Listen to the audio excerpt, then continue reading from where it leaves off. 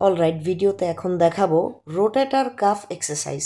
তো ডাম্বেলটা এইভাবে ধরে আমরা সাইড ওয়েজে মুভ করব। আমাদের এলবো আমাদের বডির সাথে অ্যাটাচ থাকবে, মানে আমরা এলবো বডি থেকে দূরে নিব না।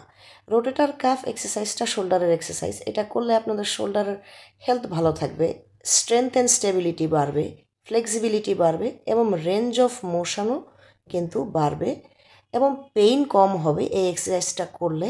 আপনার যখন শোল্ডারের এক্সারসাইজ করবেন তখন সাথে এই রোটেটর কাফের মুভমেন্টটা অ্যাড করবেন। আমি যেভাবে ডাম্বেল এখন ধরেছি এটাও আরেকটা ওয়ে রোটেটর কাফ ব্যায়াম করার। আর এখন যেটা দেখাবো সেটা হচ্ছে ডাম্বেল দিয়ে স্কেয়ার ক্রোস।